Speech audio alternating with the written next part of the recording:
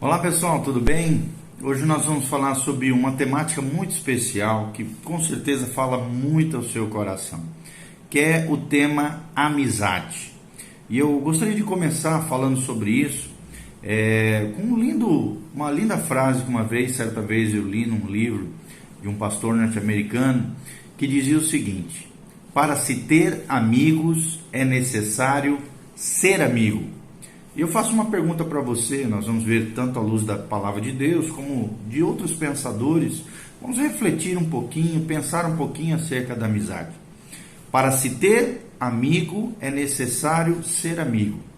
Ou seja, muitos querem ter amigos, querem formar vários amigos, ter um ciclo de amizades, mas poucas pessoas, como disse de maneira muito inteligente esse pastor, querem verdadeiramente ser amigos. Será que você é um amigo das pessoas que estão ao seu redor? É um amigo dos seus familiares? É um amigo dos seus entes queridos? É um amigo no seu ambiente profissional? É um amigo no seu ambiente ali ao seu redor, junto aos seus vizinhos, junto à comunidade cristã, à sua igreja, aos seus irmãos, ou no ambiente estudantil, na sua universidade, na sua escola? Você tem se colocado ao lado do outro como um amigo, um ouvido amigo, um abraço amigo, uma palavra amiga? Então é muito interessante essa questão, nós refletirmos, pensarmos um pouquinho sobre a amizade. Já dizia um pensador brasileiro: a verdadeira amizade é aquela que nos permite falar ao amigo de todos os seus defeitos e de todas as nossas qualidades. E também um pensador grego, Platão, um dos grandes filósofos gregos, ele dizia: a amizade é uma predisposição recíproca, ou seja, é uma via de duas mãos entre duas pessoas, que torna dois seres igualmente ciosos da felicidade um do outro. Ou seja, o seu verdadeiro amigo é aquele que se alegra com a sua alegria, como diz lá em Romanos, e chora com a sua tristeza, chora com você. Nós devemos nos alegrar com os que se alegram e chorar com os que choram. A amizade é isso, vou repetir as palavras de Platão: é uma predisposição recíproca que torna dois seres igualmente ciosos da felicidade um do outro. Mas o que diz a Bíblia acerca dessa temática tão especial? Nós vamos pensar um pouquinho juntos sobre esse sentido. Uma das grandes amizades que nós vemos na Bíblia é a amizade entre Jonatas e Davi, o filho de Saul, Jonatas, um príncipe de Israel, e Davi. 1 Samuel, capítulo 20, 42 e 43, a palavra de Deus diz: disse Jonatas a Davi: vai-te em paz, porquanto juramos ambos em nome do Senhor, dizendo: o Senhor seja para sempre entre mim e ti, entre a minha descendência e a tua descendência.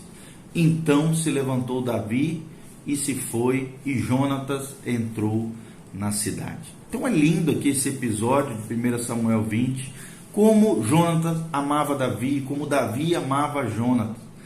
Muitos colocam muitas pessoas, ao corromper o texto bíblico, colocam isso como se houvesse uma espécie de relação homossexual entre Jonatas e Davi, e não tem nada a ver com isso. Você não vê no contexto inteiro aqui qualquer relação erótica ou sensual nesse sentido. Pelo contrário, você vê o coração ligado entre dois homens numa relação fraterna, numa relação de amizade. Nós vemos aqui Jonatas liberando Davi, dizendo: vai-te em paz. Porque aqui Jonatas estava avisando Davi acerca de como estava o estado de espírito do seu pai. Nós vemos, e nós sabemos que Saul perseguia Davi, mas Jonatas protegia Davi de Saul, seu pai. Ou seja, era uma amizade tão profunda que ele protegia o seu amigo mesmo diante do seu pai. E fizeram um juramento, uma aliança entre os dois. Houve uma troca de objetos ali, do escudo, das vestes, da espada. Ali aqui nós vemos todo um simbolismo da amizade, de sermos escudeiros do outro, de proteger os outros contra as ofensas, as críticas de outras pessoas, de sermos leais com relação a outra pessoa, de que a nossa amizade não abrange só nós vemos nesse texto, pode abranger até a nossa descendência, o nosso legado. Os nossos filhos podem ser amigos da mesma maneira que eu e o outro fomos amigos, ou seja, é uma amizade entre famílias, entre gerações, entre descendência. E é lindo essa relação. Queria que você lesse todo o capítulo 20 de 1 Samuel. Você vai ver essa linda relação entre Jonatas e Davi, entre um amigo e outro, né? A alegria de ver o outro crescer, a alegria, né? A maneira como Davi tratou a morte de Jonatas no campo de batalha, o quanto ele chorou pelo seu amigo que havia desfalecido. Então nós vemos uma relação linda, fraterna, entre dois irmãos, entre dois amigos, entre duas pessoas que realmente sentiam esse amor, não eros, não erótico, mas sim filéu, fraterno, amor de amigo, amor de irmão. É uma coisa linda que a palavra de Deus nos coloca. Jó também, capítulo 17, versículo 5, a Bíblia Sagrada diz: se alguém oferece os seus amigos como presa, os olhos de seus filhos desfalecerão. Ou seja, Jó está colocando uma espécie de maldição, né? Através do Espírito Santo, ele está sendo usado como escritor bíblico, falando que aquele que coloca o seu amigo numa situação de presa, de risco, de morte, de destruição, até os filhos deles sofrerão, desfalecerão, ou seja, promoverá uma espécie de cegueira, nós não sabemos se é física, espiritual, uma maldição mesmo de cegueira, olhos dos seus filhos desfalecerão. Né? Então nós vemos aqui a gravidade que é quando duas pessoas que se consideravam amigos, um trai o outro, um é desleal ao outro e coloca o outro numa situação de presa, uma situação de vulnerabilidade, de destruição, de ruína do outro. É algo que jamais um amigo pode fazer, colocar o outro numa situação de cheque, colocar o outro numa situação de risco, colocar o outro numa situação de destruição. Isso pode atrair cegueira espiritual, cegueira física, é o que nós vemos em Jó 17:5. Olha o que diz Provérbios 12, 26. O justo serve de guia para o seu companheiro, mas o caminho dos perversos os faz errar. Ou seja, se nós como amigos andarmos nos caminhos de Deus, nos caminhos de vida eterna, naquilo que é correto, naquilo que é honesto, no caminho de justiça, do que é justo, correto, ético, nós serviremos de guia para o nosso companheiro. Né? Como é gostoso isso quando você encosta em alguém que é mais sábio que você, não a sabedoria humana, mas a sabedoria divina, com palavras de vida, palavras de renovo, palavras de afirmação, palavras de empatia, de afeição com relação ao outro, né? Mesmo nos momentos delicados da vida, momentos difíceis, eu creio nisso, que toda pessoa precisa ter uma outra pessoa para abrir o coração, alguém de confiança, alguém que nos ama, alguém que conhece o nosso coração, alguém que pelo menos em parte conhece a nossa trajetória, a nossa história, porque nós já trocamos experiências, comentamos as nossas lutas, as nossas fadigas, as nossas angústias. Querido, não viva sozinho, não viva uma vida ilhada, isolada. Né? Uma das grandes características de alguém que está mal emocionalmente é alguém que se isola, é alguém que fica sozinho, uma ovelha sozinha, fora do rebanho, fora do povo de Deus, fora da igreja, fora da casa do Senhor. Ela se torna vulnerável aos lobos, àqueles que são os tragadores da alma, os destruidores da alma, dos corações, e até mesmo os pensamentos humanos negativos de derrota, de fracasso, de destruição.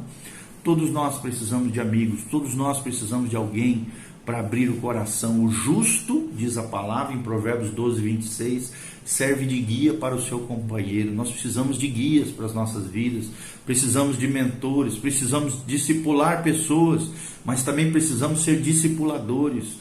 Precisamos ser luz para esse mundo em trevas, precisamos ser sal da terra e luz do mundo, e não trilharmos o caminho dos perversos, que fazem não só ele errar, mas outras pessoas errar. Olha o que diz também Provérbios 14, 20. Provérbios 14, 20, a Bíblia diz: o pobre é odiado até do vizinho, mas o rico tem muitos amigos. Né? Que as nossas amizades, aqui que a Bíblia está dizendo que o pobre geralmente tem dificuldade de ter amizade, né? A pessoa simples, a pessoa ali pobre, e o rico parece que tem muitos amigos. Só que esses amigos do rico, na sua grande maioria, são interesseiros, só estão interessados nos seus bens, no seu patrimônio, e em o que podem extrair, o que podem tirar, o que podem sugar dele.